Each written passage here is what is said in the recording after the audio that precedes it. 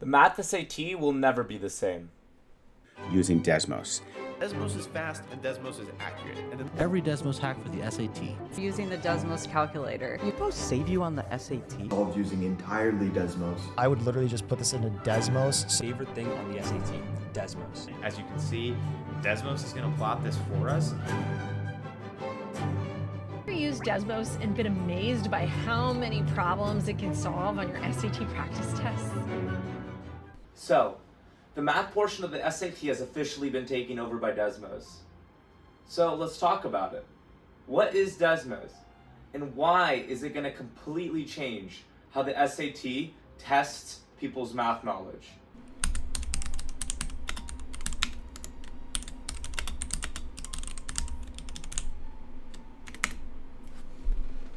This is Eli Lubaroff, CEO and creator of Desmos, and he graduated from a little-known school named Yale. However, after graduating, him and his friends got together and made Desmos. Now, originally Desmos wasn't built to be a calculator. Originally, it was made for making content that would work across all different platforms. So it's an education company through and through. But because of some clapping at a tech conference, we're now stuck with Desmos. Great. So, now that we understand where Desmos comes from, let's talk about what it is. See this? This is a TA84. Everybody used to use these. They cost $100. Nobody likes them.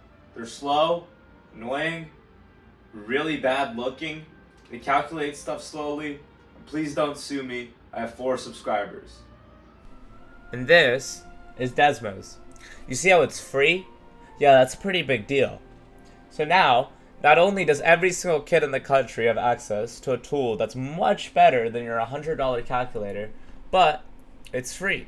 Now, let's see if Desmos can solve some actual problems. You see here, this is a problem that 37% of people solved. You know how I found it? I searched up hardest SAT questions, and it popped up. And you see right here, you know what that is? That's the solution. You know how long it took me? 10 seconds. You know why? Because you type in the top one, you type in the bottom one, you click on the point they intersect, and you multiply that. That's all you do.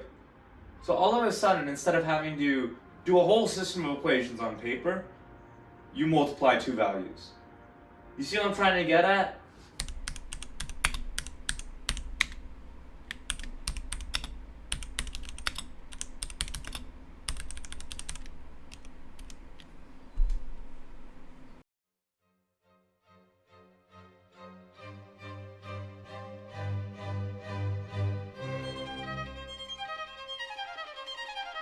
Unlucky, not to mention exceptionally smart high school senior hit the Ivy League jackpot. Which Ivy League school will she attend? His extraordinary choice, Ronald Nelson was accepted at every Ivy League college. He got into some of the most elite schools in the country, including Ivy Leagues. How are these elite Ivy League institutions using these taxpayer dollars? 16-year-old high school student finds out he's been accepted at Harvard. And yay. What? I got accepted. Are you serious? The Ivy Leagues are a group of 8 schools that play football together. However, for some apparent reason, these 8 schools are the most famous schools in the world. I mean, obviously there's some other ones, but I would say that these 8 are consistently known by the most amount of people. And what comes with that is millions of applications. And when you have a million applications, you gotta differentiate the students somehow. However, with recent grade inflation plaguing the US, a 4.0 really just isn't enough. So for college admissions, the easiest way to tell how good a student is at something is really with the SAT, because it does standardize American students, standardize American testing. And what that means is, as we see, more and more Ivy Leagues are once again requiring test scores. Now, what this will result in is more and more students trying to get higher SAT scores. And I think, in my opinion, with Desmos now being such a good tool, what this will result in is harder and harder math sections. And right away we see this using the SAT performance analysis. We see that in 2018 there's a score of 520. In 2019 there was a score of 520. In 2020 there was a score of 520. And in 2022 was the first time it went down to 510. and then last year went down to 500, and it has stayed this way this year. However, while all of the statistics up until 2023 make sense, with the numbers going down consistently from 2019 or staying the same, which, I mean, if you look at it, you had COVID in 2019, which probably resulted in a lot of students just not being able to learn or really just being handicapped essentially by the system. So now that they're back, they're just not doing as well. But the one thing that does surprise me is that in 2024, the numbers stayed the same, even though in March of 2024, the SAT finally included desmos. And what I think this stems down to is that when they included desmos, the test got drastically harder. I mean, you can read it online how a lot of people thought the module system with the digital SAT was much more difficult. So, with that out of the way, what can we do about it?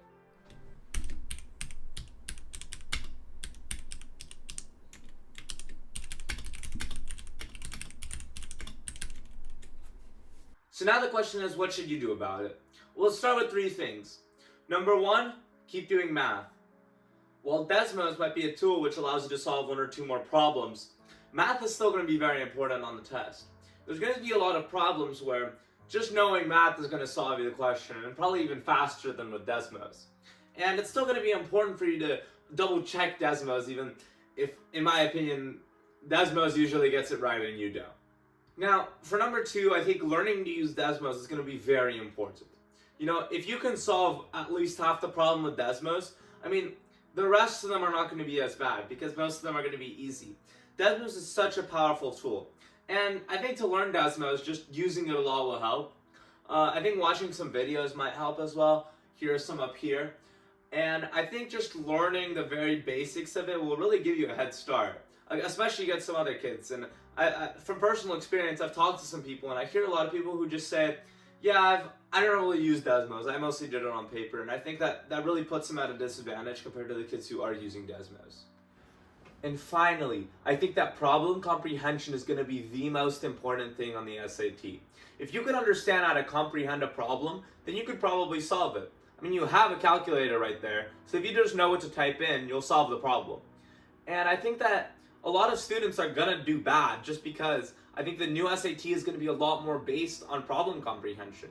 I mean, if all the problems are just a system of equations, then Desmos is just going to solve everything. But if you have long word problems that not a lot of students can comprehend, that is going to be what gets a lot of students. So I think what's the most important is going to be doing a lot of SAT problems and really learning how to comprehend the math section and understand what the question is asking you. And by doing that, I think that'll maximize your score. And to practice this, you're just going to have to solve problems.